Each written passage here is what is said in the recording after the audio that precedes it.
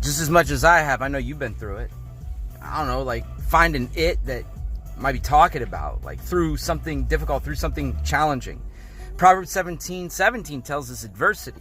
Adversity can be defined in so many different ways, but we just know that adversity means that you are in the thrux of terrain that threatens to harm you, to hurt you, to bring you down, to devastate your life.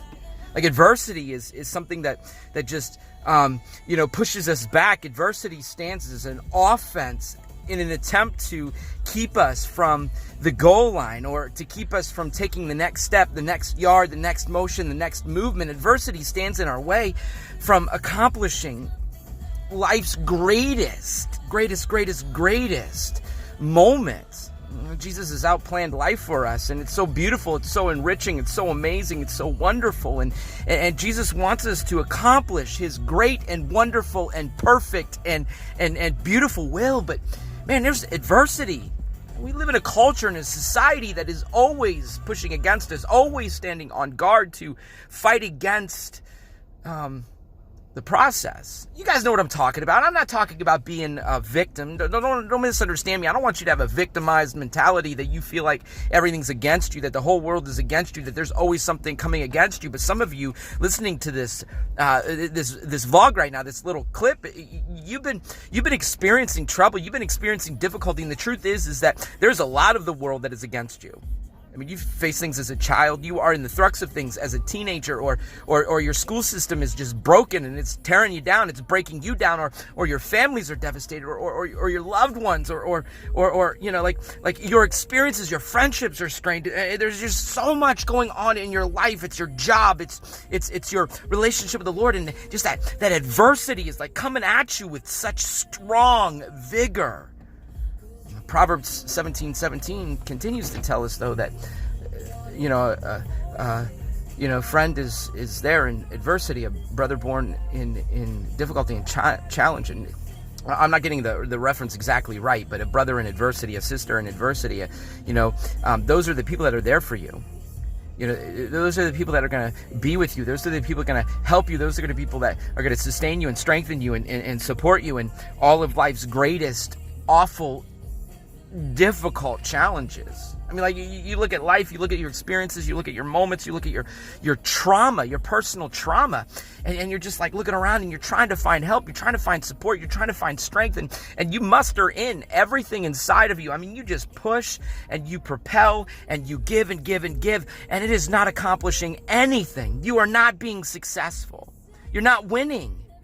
And God's like, hey, there's people that are in your life. There's people that are there for you. There's people there that have experienced similar things. There are people there that want to shoulder your suffering. They want to help you. They want to encourage you. They want to love you and strengthen you and build you up and help you with courage. They want to give you what you need. You see that friend, that brother, that sister, that person that you can rely on them. Not the people that give you the answers you want to hear, but give you the answers that you need to hear. Like, not the people that want to pat you on the back and say, yeah, it's going to be all right, it's going to be all right. No.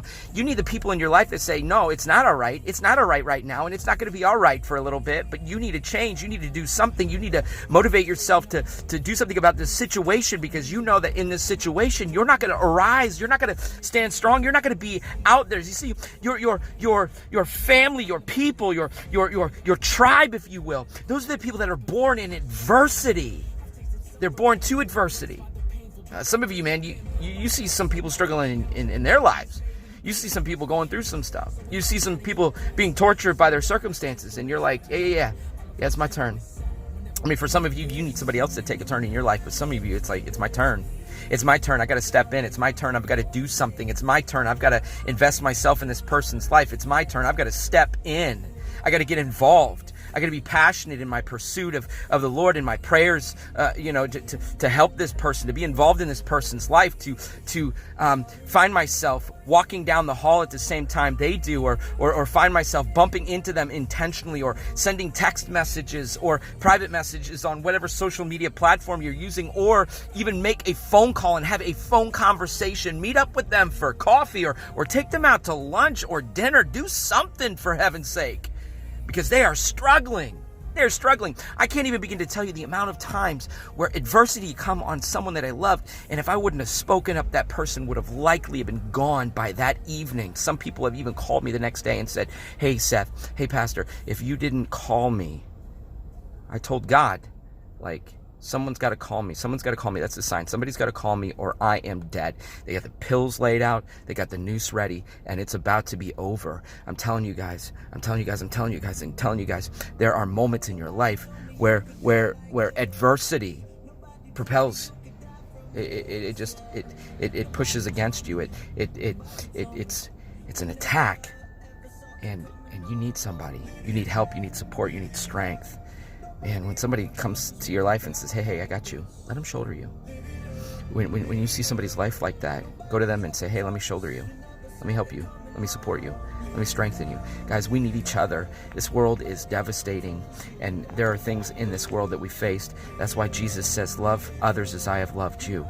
Love others. You love others because I first loved you. I mean, like, just let that experience just saturate your soul and begin to move in the right, appropriate direction to be there for one another. Guys, there are enough enemies in this world. There are enough people tearing others down. It's time to stop immaturity. Whatever age you are, it's time to stop the immaturity and step in there and invest your life in what matters. Thanks for hanging out with me for a minute. I love you guys. Jesus loves you more. I love you guys. Jesus loves you more.